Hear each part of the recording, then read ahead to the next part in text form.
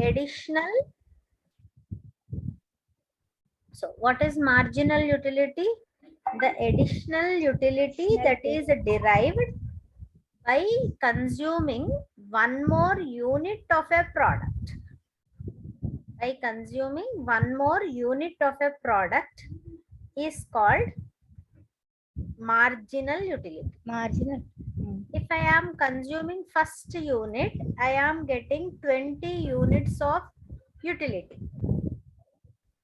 When I am consuming the second unit, if I am getting 35 units of utility. For the first apple, how many units of utility I have got? 20. 20. For the second First unit, apple. yes. For second unit, how much utility I have got? Total utility 25 అయింది. 35. Total utility first దానికి 20, second దానికి 35 అన్నా కదా. 35. So for second one, you have total utility as 35. Total utility 35. What will be marginal utility? 15. 50. By consuming third apple, my total utility has become 50. 50.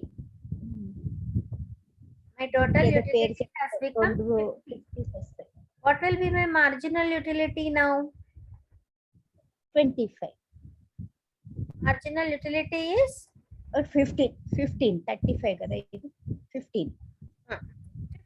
15. ఇందాక 35 20 35 ఇప్పుడు 50 అయింది. 15. If for the next apple, my marginal utility is again 50 on. Total utility is again 50. It is not changing. Then what will be my marginal utility? 0 ఇక్కడ. 0. My marginal utility is 0. When I am increasing my consumption of a product, same product continuously, what is happening?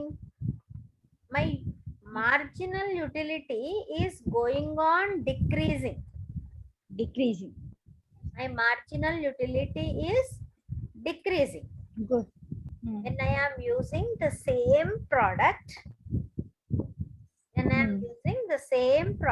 daily, my marginal utility, what's happening to my marginal utility? It's reducing.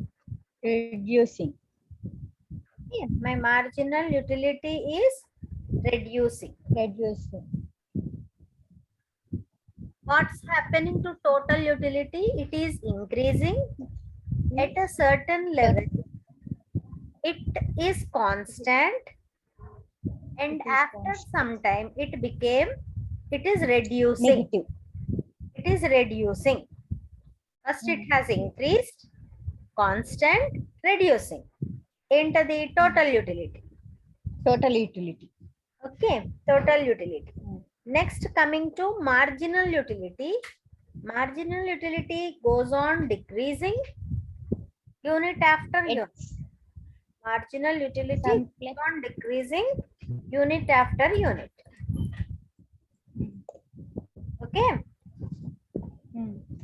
First it will be reducing, comes to 0, again comes to negative. Okay, this is called law of diminishing marginal utility. Marginal means the additional utility derived from a product is called marginal utility. When the utility derived is decreasing unit after unit, then it is called as marginal utility. So when what is happening here? The marginal utility is decreasing when you are increasing the consumption of the same product continuously. You understand? So we will take one example. First, I am taking product X, okay, or I will take apples. I am consuming apples. 1, 2, 3, 4, 5 apples. I have 5, 6 apples I have consumed. For the first apple, I got 20 as total utility. Marginal utility is also 20. 20. Then, so Hmm. my total utility, this will be my Marginal utility. total utility, and this will be my marginal. Mar- For second apple, my total utility became 35. So what will be my marginal utility? 15. 15. For third apple, my total utility became 45 and my marginal utility is 10. 10. Next, for fourth product, my total utility is 50. My marginal utility became 5. 5. For sixth unit, it is same. It did not increase or decrease. 0. 0. For sixth unit, it became 45. What happened here? It became minus 5. Negative 5. 7 became 35. 45. Minus Minus 10. 10. So you observe total utility and marginal utility here. What's happening to total utility? It is increasing. Up to 50, it reached maximum. Then it is constant. 50, 50. Same unnai kada. So it is constant. Then it started decreasing.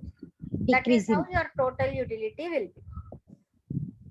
Coming to marginal utility, when you are increasing your consumption, slowly your marginal utility goes on decreasing. At a level it becomes 0. Later on it will be negative also. Okay? By taking a simple example of eating apples. First, when I am eating apples, for the first apple I have maximum marginal utility. When I am consuming more and more apples, my marginal utility becomes 0 at a certain point.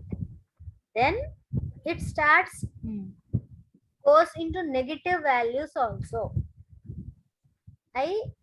Some sort of hatred is created towards that product. I don't want to eat that anymore. Okay. So my marginal utility is becoming negative. So how the total utility will be? It is increasing. At a certain point, it is constant and it starts declining. Marginal utility goes on reducing when you increase your consumption. This is the law of diminishing. Diminishing ante taggutondi. Diminishing Em taggutondi? Okay. Marginal utility. Marginal utility is decreased.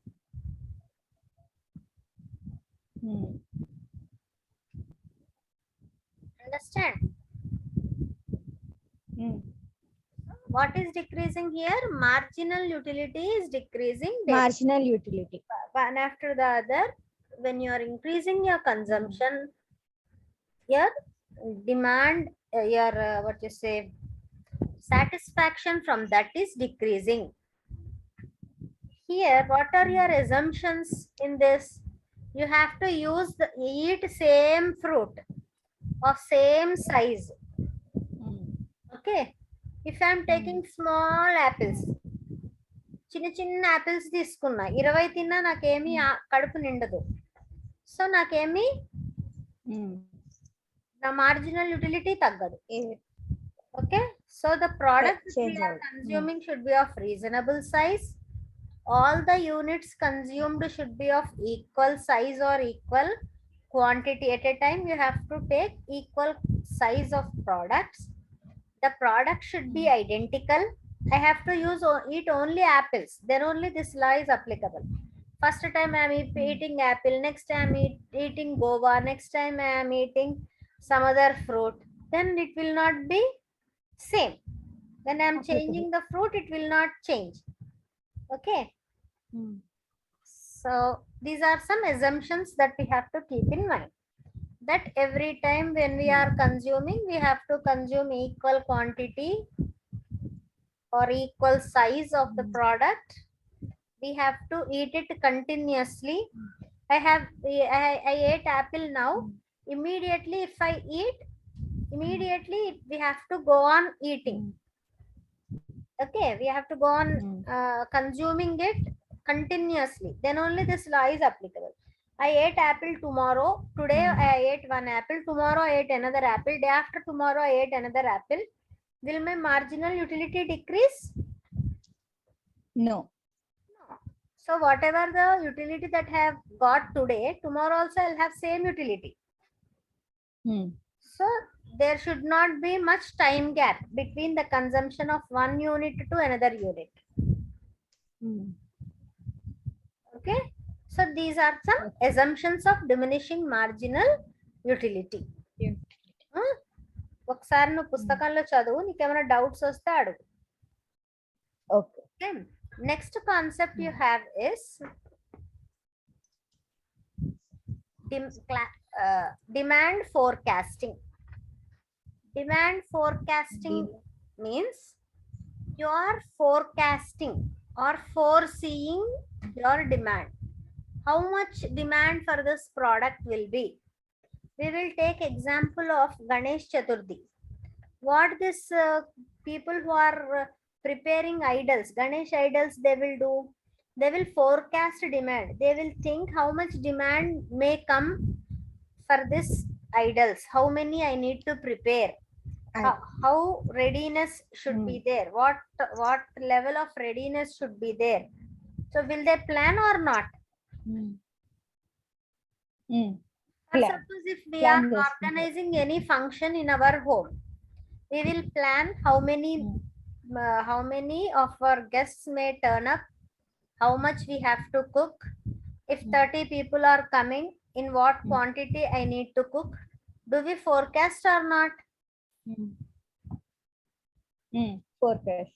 That is only demand forecasting. We need to forecast, but what is the purpose of forecasting? Why at all you have to forecast? Quantity of material product prepare చేయడానికి forecast అనేది అవసరం. Yes, ఇంకా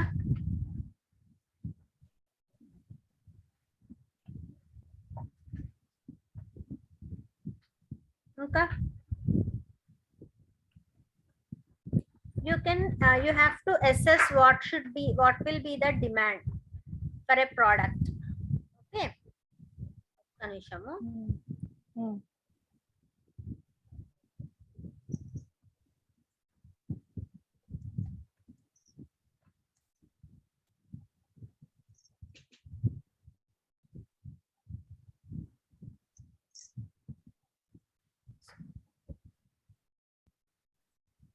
నీకేమైనా screen కనిపిస్తుందా? Screen వచ్చింది. The weighted moving average, simple moving average.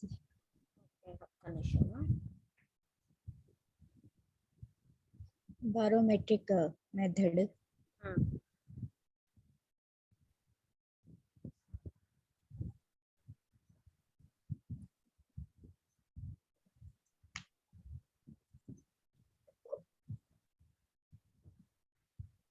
Google open చేసా చూడు, కనిపిస్తుందా? The significance of demand forecasting is shown in the following points. Forecasting. First one, to fulfill our pre-decided objective. చదువుతావా ఒకసారి? implies fulfilling objectives implies that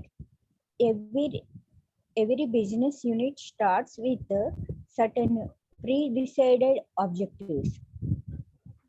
Demand forecasting helps in fulfilling these objectives.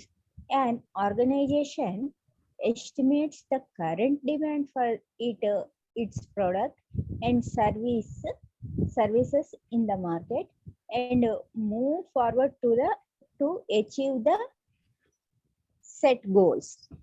So we have decided to do something. In order to achieve that, I have to forecast. Okay, I thought of arranging a party for 50 guests. So that is my predefined objective. To fulfill that objective, I have to forecast. To serve 50 people, what should I do now? So that I can complete my objective of serving 50 people. Okay, tomorrow I want to go to some to some place I want to go. In order to go to that place, what should I do from today? Do we forecast? Do we think on that and plan accordingly?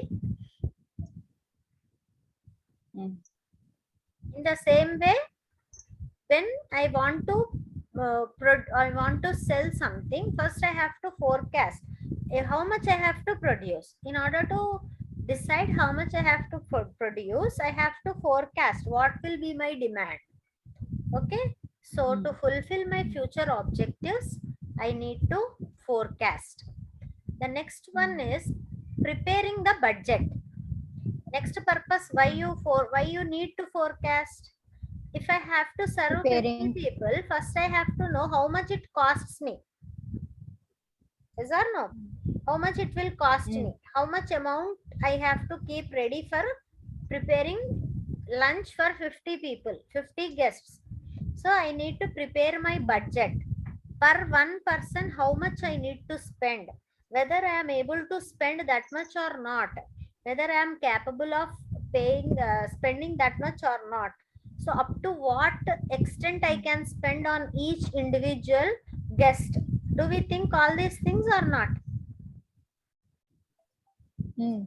Based on our budget, we will either increase the menu or decrease the menu.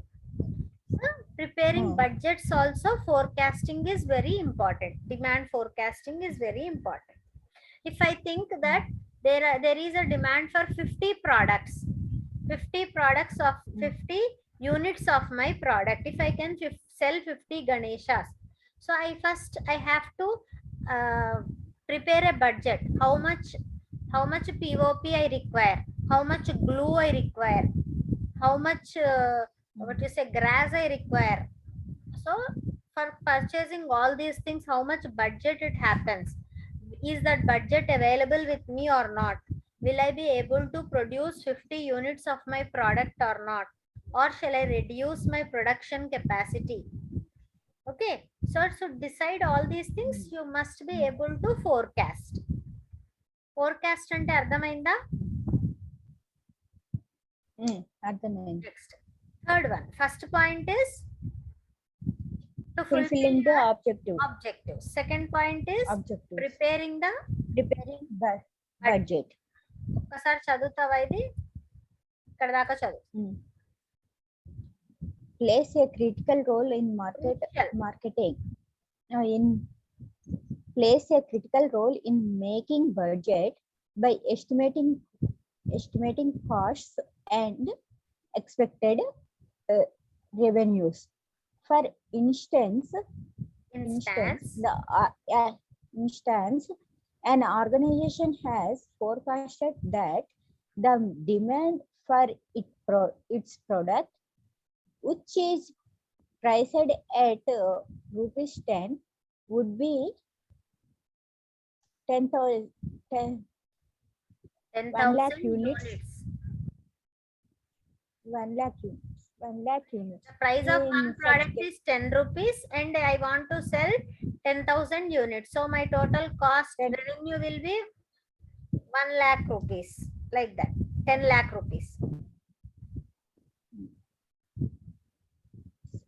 in such a case, the total expected revenue would be 10 into 1 lakh, 10 lakhs. 10 into 1 lakh, 10 lakhs. In this way, demand forecasting enables organizations to prepare their budget. అర్థమైంది కదా, ఇది preparing budget, ఎంత ఖర్చు అవుతుంది analyse చేయడానికి. Next third point is stabilising employment and production. If I have to prepare lunch for 50 people, how much manpower I require? Can I prepare by myself, or shall I take the help of 2 people or 3 people? I need to assess. Yes or no? How many I have to request to help me? So if I have to produce 50 Ganeshas, how many employees I require? How many people I need to hire? How many days time I have? Okay, so all these decisions also we can take. If we assess the, first we have to forecast. Unless we forecast how many employees I require, I cannot decide. Okay, so if I have to prepare lunch for 50, I will assess whether I alone will be able to prepare that or not. If I am not able to prepare, I'll take help. I need to take help of 1 or 2 or 3 people. I will guess. Okay, based on that I will take the help of human resources. To take the help of human resources, first I should know to how many I need to prepare. If I don't know that, I can't decide how many people I require to help me in the process. Understand? నేను ఎంతమందికి చేయాలి అనేది నాకు ఐడియానే లేకపోతే ఎంతమంది అవసరం ఉంటారు అనేది కూడా నేను అసెస్ చేయలేను.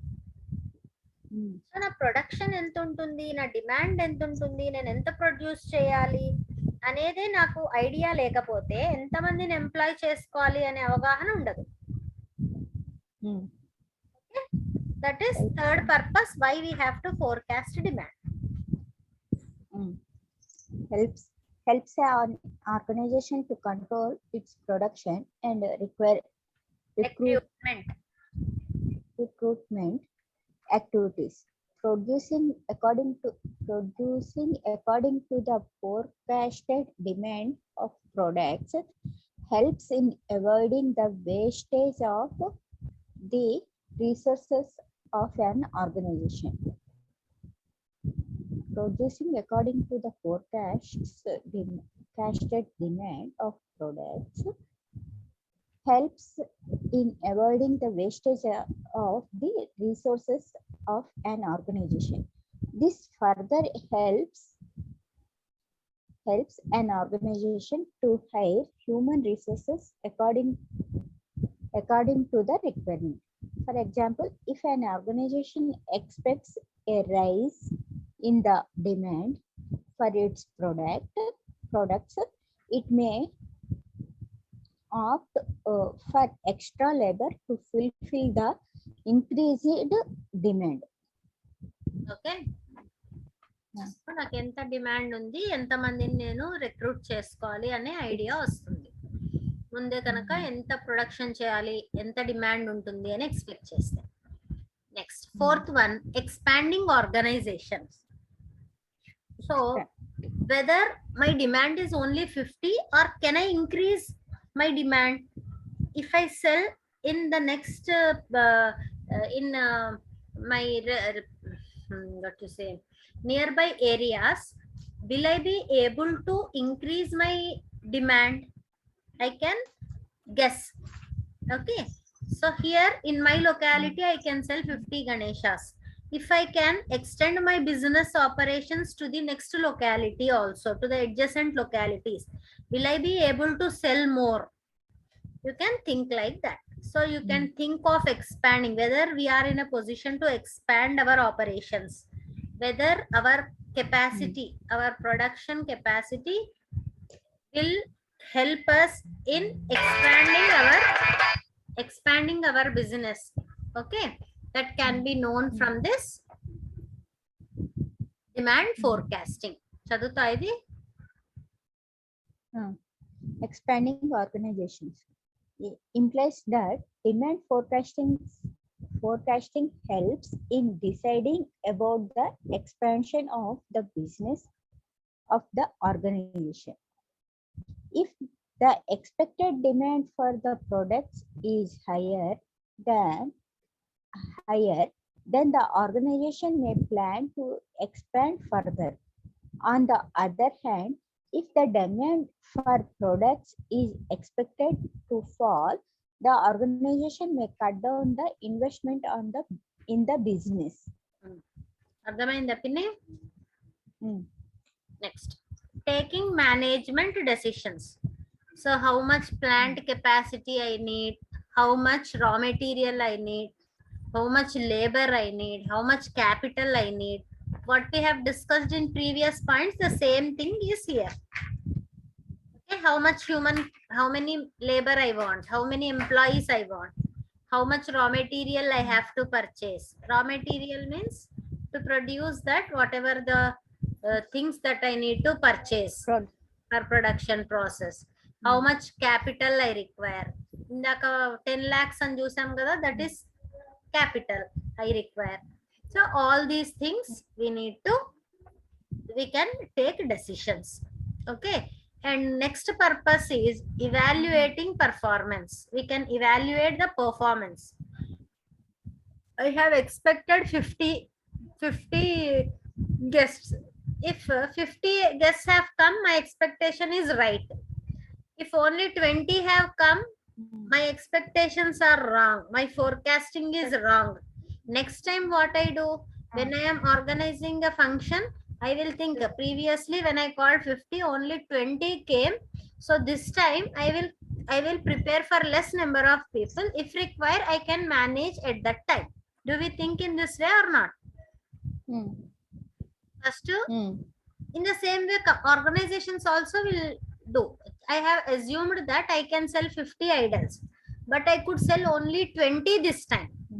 So next time what I will do, either I will expand my advertisement or expand my localities for instead of keeping one locality, I will sell in 2 or 3 localities, or I will reduce my production. Anything I can do. So I can decide whether my forecasting is right or wrong. And I can plan for next time in a better way without wasting my seeing that my resources are not wasted. Okay, so these are various objectives of demand forecasting. Okay, me book లో ఏమున్నాయి చదువు. More or less points వేరే ఉండొచ్చు కానీ ఇదే meanings ఉంటాయి. Okay, headings మారచ్చు but more or less నీకు ఇదే మీనింగ్ వస్తుంది. Next you have is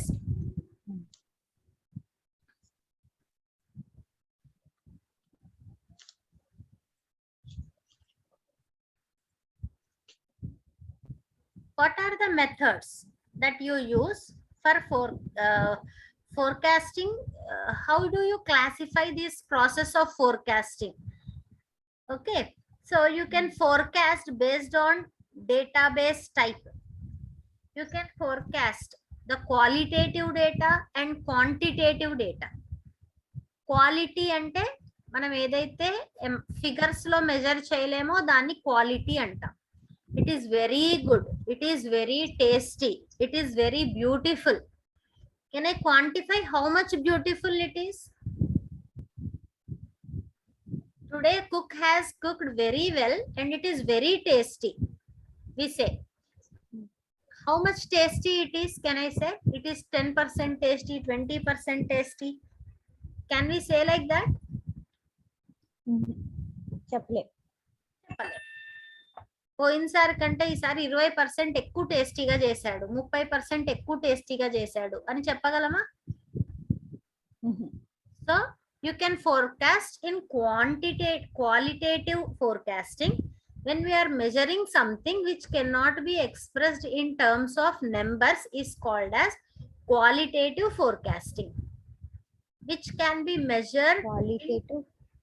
Quality అంటే numbers లో మెజర్ చేయలేనిది qualitative. క్వాంటిటేటివ్ అంటే నెంబర్స్ లో మెజర్ చేయగలిగింది. పోయినసారి నాకు 50 మార్కులు వచ్చాయి, ఈసారి 70 మార్కులు వచ్చినాయి. I can say that my percentage has increased by 40%. Can I say?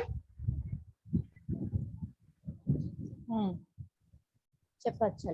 When I am able to express in numbers, when it facilitates comparison, then it is called as quantitative forecasting.